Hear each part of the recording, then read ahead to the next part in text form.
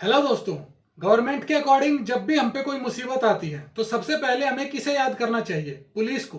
लेकिन सच्चाई बिल्कुल उलट है। जब भी हमारे सामने पुलिस आती है तो हमें वो प्रोटेक्शन वाली फीलिंग आने की बजाय एक डर वाली फीलिंग आती है और हमें ऐसा लगता है कि कहीं हम किसी मुसीबत में ना फंस जाएं। और इसकी वजह यह है कि हमें इसी टाइप की न्यूज सुनने को मिलती है। अभी कुछ महीने पहले हैदराबाद के अंदर एक डॉक्टर प्रियंका का गैंग रेप हो जाता है और जिन्होंने रेप किया था उसको पुलिस एनकाउंटर में मार देती है। उसके बाद अभी कुछ दिन पहले तमिलनाडु से न्यूज आई थी जिसमें एक फादर और सन की कस्टोडियल डेथ हो जाती है, जिसमें पुलिस ने उन्हें टॉर्चर करा था। उसके बाद अभी रिसेंटली यूपी के अंदर एक एनकाउंटर हुआ था। एक क्रिमिनल था विकास दुबे, जिसके पॉलिटिकल कनेक्शन भी बताए जा रहे थे, उसको भी पुलिस एनकाउंटर में मार देती है। और अभी बिल्कुल रिसेंट न्यूज मध्य प्रदेश से आई थी जिसमें एक किसान ने पेस्टिसाइड पी लिया था और उस पेस्टिसाइड पिए हुए किसान को ही पुलिस डंडों से मार रही थी। पुलिस की क्रुएलिटी और क्रिमिनल्स का हमारे जस्टिस सिस्टम से बड़े आसानी से बच निकलना, इसके पीछे दो फैक्टर्स हैं। पहला फैक्टर तो है पॉलिटिकल कनेक्शन और दूसरा फैक्टर है पुलिस की इनएफिशिएंसी। अब इस इनएफिशिएंसी पे बहुत सारे लोग मुझसे सवाल पूछेंगे कि मैं पुलिस पे सवाल उठाने वाला कौन हूं, जबकि पुलिस दिन रात हमारे लिए काम करती है। तो दोस्तों, इनएफिशिएंसी दो तरीके से होती है। एक होती है काम चोरी और एक होती है कि ओवरबर्डन। तो मैं काम चोरी की वजह से पुलिस को इनएफिशिएंट नहीं बोल रहा हूं, मैं ओवरबर्डन की वजह से बोल रहा हूं। ये मैं आगे वीडियो में आपको एक्सप्लेन कर दूंगा कि पुलिस को मैं इनएफिशिएंट क्यों बोल रहा हूं। और यही चीज वोहरा कमेटी की रिपोर्ट में भी रिफ्लेक्ट होती है और उन्होंने भी इस चीज को हाईलाइट किया है कि क्रिमिनल्स, पॉलिटिशियंस और टॉप गवर्नमेंट ऑफिशियल्स, इनके बीच में एक सांठगांठ चलती है। और ये जो माफिया का नेटवर्क है ये एक वर्चुअल पैरेलल गवर्नमेंट की तरह काम करता है, जिसने हमारे क्रिमिनल जस्टिस सिस्टम को बिल्कुल इररिलेवेंट बना दिया है। तो उसी कमेटी ने ये चीज सजेस्ट की थी कि एक इंस्टीट्यूशन सेटअप होना चाहिए जो इन क्रिमिनल्स के साथ इफेक्टिवली डील कर पाए। और इसके लिए सबसे पहले हमें अपनी पॉलिटिक्स को डीक्रिमिनलाइज करने की जरूरत है और बहुत सारे रिफॉर्म्स लाने की जरूरत है हमारे क्रिमिनल जस्टिस सिस्टम के अंदर, जिसके अंदर पुलिस का रिफॉर्म सबसे जरूरी है। सेकेंड, एडमिनिस्ट्रेटिव रिफॉर्म कमीशन ने भी ये चीज नोट की है कि जो पुलिस के हाथों में एक्सेसिव पावर दी गई है इसका पॉलिटिशियंस मिसयूज करते हैं। वो पुलिस ऑफिशियल्स को इन्फ्लुएंस करके और इस सिस्टम को अपने पर्सनल और पॉलिटिकल इंटरेस्ट के लिए यूज करते हैं। और जिसका रिजल्ट ये निकलता है कि जो क्रिमिनलाइजेशन है वो पॉलिटिक्स के अंदर कंटिन्यूअसली बढ़ता जा रहा है। अब देखेंगे कि पिछले कई सालों में जो पॉलिटिशियंस हैं उनका क्रिमिनल रिकॉर्ड घटने के बजाय बढ़ा है। Politicians, criminals, top government officials और पुलिस ऑफिशियल्स, इनका जो आपस में नेक्सस है, जो इनकी सांठगांठ है, वो पुलिस के प्रोफेशनल डिसीजन मेकिंग में भी इंटरफेयर करते हैं।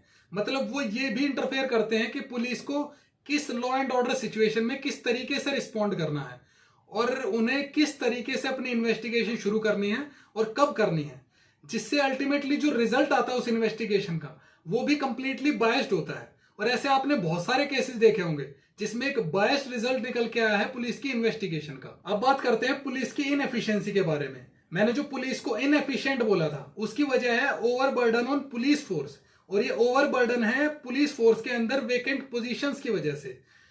1 जनवरी 2018 तक जो टोटल सैंक्शन पोस्ट थी पुलिस डिपार्टमेंट में वो थी 23,979,728, जिसमें से 1 जनवरी 2018 तक टोटल फील्ड पोस्ट थी वो थी 18,51,332। इसका मतलब यह है कि टोटल वेकेंट पोस्ट 1.5 साल पहले 5.28 लाख थी, 5,28,000 पोस्ट खाली थी, जिसमें सबसे ज्यादा पोस्ट खाली थी उत्तर प्रदेश के अंदर 1,29,000, और उसके बाद थी बिहार में 50,000 के आसपास, और उसके बाद थी वेस्ट बंगाल में 49,000 के अराउंड।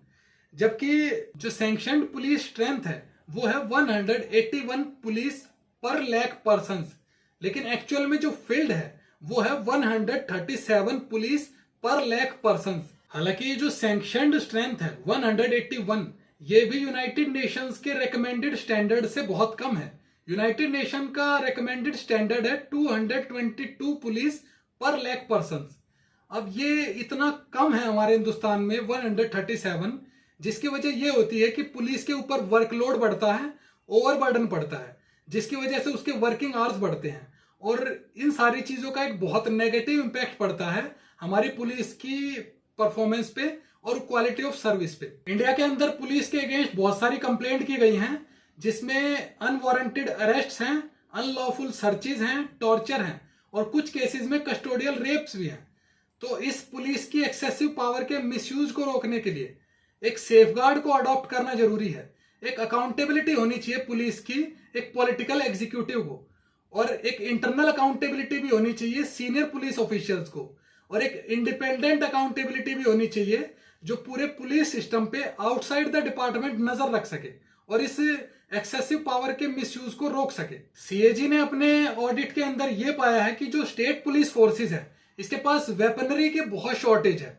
फॉर एग्जांपल राजस्थान के अंदर 75% वेपन्स की शॉर्टेज है और वेस्ट बंगाल के अंदर 71% वेपन्स की शॉर्टेज है। तो अगर हम एक एवरेज रिपोर्ट देखें तो सिर्फ 25% के आसपास ही वेपन्स अवेलेबल है, जबकि रिक्वायर्ड उससे 4 गुना है। और bureau of police research and development ने भी ये चीज नोटिस की है कि जो स्टेट पुलिस फोर्सेस है उनके पास व्हीकल्स की भी शॉर्टेज है और वो है 30 to 31%।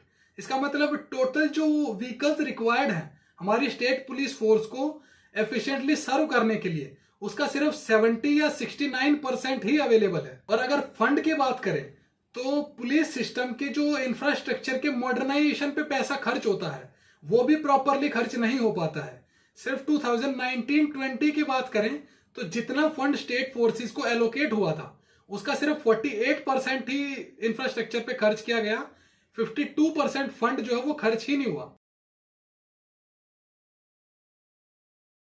इस पूरे सिस्टम को ठीक करने के लिए पॉसिबल सॉल्यूशंस क्या हो सकते हैं?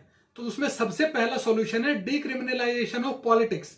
ये जो क्रिमिनल्स और पॉलिटिशियंस का नेक्सस है, ये जो इनकी सांठगांठ है, इसको तोड़ना बहुत जरूरी है। इसके लिए एक लॉ बनाया जा सकता है जिसमें जिन पॉलिटिशियंस पे सीरियस क्रिमिनल ऑफेंसेस हैं उनको असेंबली में या फिर पॉलिटिक्स में आने की परमिशन नहीं होनी चाहिए, मतलब वो इलेक्शन नहीं लड़ सकते। सेकंड पॉसिबल सॉल्यूशन है रिवैम्पिंग क्रिमिनल जस्टिस सिस्टम। इस चीज को करने के लिए हम मेलिमथ कमेटी और मेनन कमेटी की रिकमेंडेशंस को कंसीडर कर सकते हैं अपने क्रिमिनल जस्टिस सिस्टम को रिवाइज करने के लिए। इन कमिटीज की रिकमेंडेशंस के कुछ की फीचर मैं आपको बताता हूं। पहला फीचर है कि एक फंड क्रिएट होना चाहिए विक्टिम्स को कंपनसेट करने के लिए जो हॉस्टाइल हो गए हैं कल्प्रिट्स के प्रेशर में आके। सेकंड फीचर है कि एक सेपरेट अथॉरिटी बनाई जानी चाहिए नेशनल लेवल पे उन क्राइम से डील करने के लिए जो नेशनल सिक्योरिटी से रिलेट करते हैं, हमारी कंट्री की सिक्योरिटी को जो थ्रेट करते हैं। और थर्ड फीचर है कि एक कंप्लीट रिवैम्प होना चाहिए पूरे क्रिमिनल ऑपरेशन सिस्टम का। जिस तरीके से हम क्रिमिनल से डील करते हैं या हमारा जो इन्वेस्टिगेशन का तरीका है वो पूरा रिवाइज होना चाहिए और एक नए सिरे से तैयार होना चाहिए। थर्ड पॉसिबल सॉल्यूशन है independent complaint authority. Supreme court ने चीज ऑब्जर्व करी थी कि एक इंडिपेंडेंट कंप्लेंट अथॉरिटी होनी चाहिए जो सिर्फ उन कंप्लेंट्स की इंक्वायरी करेगी जो पुलिस के मिसकंडक्ट और मिसबिहेव के लिए की गई हों। इसी के लिए एक मॉडल पुलिस एक्ट भी बनाया गया था 2006 में, जिसके अंदर हर स्टेट के अंदर एक अथॉरिटी सेटअप होगी जिसके अंदर रिटायर्ड हाईकोर्ट जजेस होंगे, सिविल सोसाइटी मेंबर्स होंगे, रिटायर्ड पुलिस ऑफिशियल्स होंगे और पब्लिक एडमिनिस्ट्रेटर होंगे अनदर स्टेट से। फोर्थ पॉसिबल सॉल्यूशन है इंप्लीमेंटिंग सुप्रीम कोर्ट्स डायरेक्टिव। 2006 में प्रकाश सिंह केस के अंदर सुप्रीम कोर्ट ने पुलिस रिफॉर्म्स के रिगार्डिंग 7 डायरेक्शंस दी थी। उन डायरेक्शंस को भी हम कंसीडर कर सकते हैं अपनी पुलिस रिफॉर्म्स के लिए। वो 7 डायरेक्शन में पहली डायरेक्शन है constitute a state security commission. Second direction है fix 2 year tenure of DGP. Third direction है 2 year term for SPs and SHOs. Fourth direction है separate investigation and law and order functions. Fifth direction है setup police establishment board. Sixth direction है setup police complaint authorities at district and state levels. Seventh direction है setup national security commission at centre level. दोस्तों इस बात को 14 साल जा चुके हैं, 2006 की डायरेक्शंस है, लेकिन आज तक इसका कोई अता पता नहीं है। ये रिजेक्ट हो गई, इंप्लीमेंट हो गई या इनका क्या हुआ। अभी कुछ दिन पहले द वायर पे न्यूज आई थी इन डायरेक्टिव्स के रिगार्डिंग, लेकिन उसमें भी ये चीज नहीं पता चली कि वो इंप्लीमेंट हो गई कि रिजेक्ट हो गई। तो कंक्लूजन ये निकलता है कि ये जो पुलिस से रिलेटेड इश्यूज है ये हमारे पॉलिटिकल और सोशल सेटअप का ही रिफ्लेक्शन है, जिसके लिए हमें पुलिस रिफॉर्म करने की जरूरत है और पुलिस डिपार्टमेंट को इंसेंटिवाइज करने की जरूरत है। जो भी फंड पुलिस को एलोकेट होता है उसको पुलिस के इंफ्रास्ट्रक्चर डेवलपमेंट पे खर्च करने की जरूरत है और बिना किसी डिले के एक ऐसा एनवायरनमेंट क्रिएट करने की जरूरत है जिससे पुलिस जो है वो लोगों की सर्विस के लिए हो, पुलिस लोगों को डराने के लिए ना हो। उम्मीद है दोस्तों आपको वीडियो पसंद आई होगी। वीडियो को लाइक कीजिए, अपने दोस्तों के साथ शेयर कीजिए और अपना ओपिनियन कमेंट सेक्शन में जरूर शेयर करें कि भाई आपके अकॉर्डिंग क्या पॉसिबल सॉल्यूशन है हमारे पुलिस सिस्टम को रिफॉर्म करने के लिए। और अगर अभी तक आपने हमारे चैनल को सब्सक्राइब नहीं किया है तो चैनल को सब्सक्राइब करके बेल आइकन जरूर दबाएं।